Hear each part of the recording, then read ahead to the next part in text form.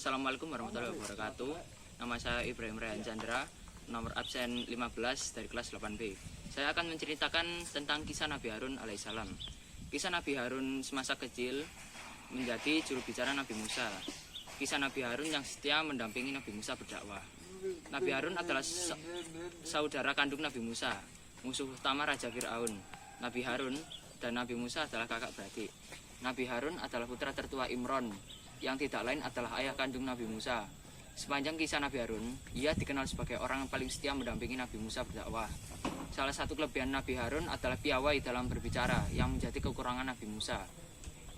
Keduanya saling melengkapi dan berdakwah agar Bani Israel tidak lagi menyembah berhala dan kembali pada agama Allah.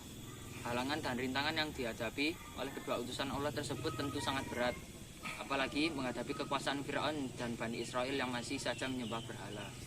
Namun keduanya tidak pernah menyerah dan gigih dalam berjuang membela agama Allah. Kisah Nabi Harun bermula ketika ia lahir pada masa belum adanya perintah Fir'aun untuk membunuh setiap bayi laki-laki yang lahir. Hal ini berbeda dengan Nabi Musa, yang lahir ketika ada maklumat keji tersebut dari Fir'aun. Meski bersaudara kandung, Nabi Harun dan Nabi Musa berada di pengasuhan yang berbeda. Nabi Harun bersama keluarga kandungnya, sedangkan Nabi Musa diangkat oleh Aisyah, istri Fir'aun. Ketika itu, Nabi Musa mendapatkan perintah untuk berdakwah di Bani Israel yang ada di bawah kepemimpinan Fir'aun. Lantaran kekakuan lidahnya, sehingga tidak bisa berbicara fasih. Nabi Musa meminta kepada Allah untuk memberikan seorang pendamping dari keluarganya sendiri. Al-Quran Surat At-Toha ayat 23-35, yang artinya, berkata Musa, "Ya Tuhanku, lapangkanlah untuk dadaku, dan mudahkanlah untukku urusanku, dan lepaskanlah kekakuan dari lidahku, supaya mereka mengerti perkataanku. Dan jadikanlah untukku seorang pembantu dari keluargaku, yaitu Harun, saudaraku. Teguhkanlah dengan dia kekuatanku, dan jadikanlah dia sekutu dalam urusanku, supaya kami banyak bertasbih kepada engkau, dan banyak mengingat engkau. Sesungguhnya engkau adalah maha melihat keadaan kami." Musa menyampaikan doa tersebut agar diberikan kemudahan dalam melaksanakan perintah Allah. Pasalnya yang dihadapi adalah raja paling besar di dunia pada zaman itu.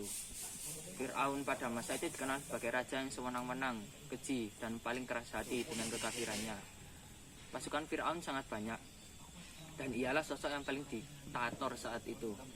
Saking merasa paling tinggi, Fir'aun tidak mengakui adanya Allah, bahkan menyebut kepada rakyatnya bahwa ia adalah Tuhan. Itulah awal kisah Nabi Harun tentang bagaimana hubungannya dengan Nabi Musa dan mengapa ia bisa menjadi juru bicara Nabi Musa.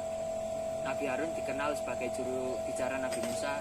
Ia membantu Nabi Musa untuk berdakwah lantaran kekakuan lidahnya. Keduanya saling mendukung dan melengkapi ketika mengajarkan Islam kepada Bani Israel.